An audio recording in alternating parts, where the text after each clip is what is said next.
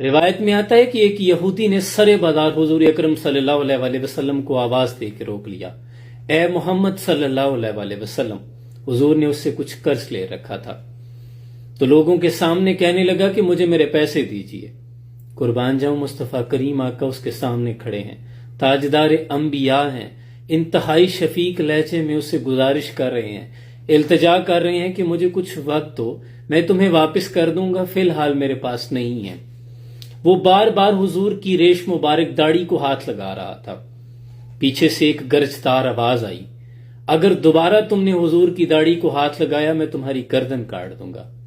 یہ حضرت عمر تھے، یقیناً ہاتھ میان پہ تلوار پہ تڑپ رہا ہوگا، کیونکہ وہ حضور کی شان میں اس طرح کی گستاخی برداشت نہیں کرتے تھے۔ لیکن حضور نے رخ کو پیچھے کو موڑا۔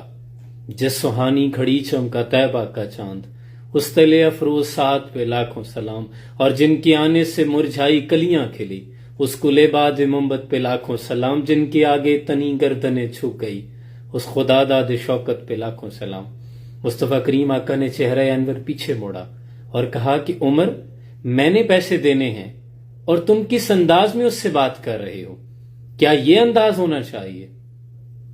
حضور نے ڈانٹ دیا، اس لیے کہ میں نے اس کے پیسے دینے ہیں، یہ میری ذمہ داری ہے، یہ تعلیمات ہیں حضور کی۔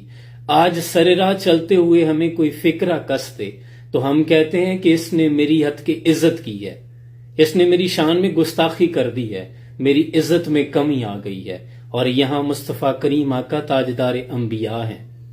اس کے بعد وہ یہودی انتہائی ادب کے ساتھ کہنے لگا، حضور نبیوں کے سردار، حضور میں تو صرف آپ کے صبر کا امتحان لے رہا تھا۔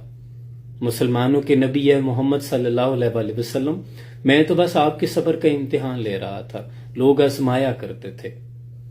آج ذرا سی عزت پہ بات آئے تو ہم جان کے درپے بن جاتے ہیں، لیکن ہم نے حضور کی تعلیمات چھوڑ دی ہیں۔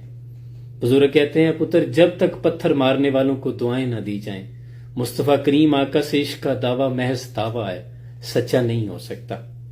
نبی اکرم صلی اللہ علیہ وسلم کو تمام جہانوں کے لیے رحمت بنا کے بھیجا گیا ہے۔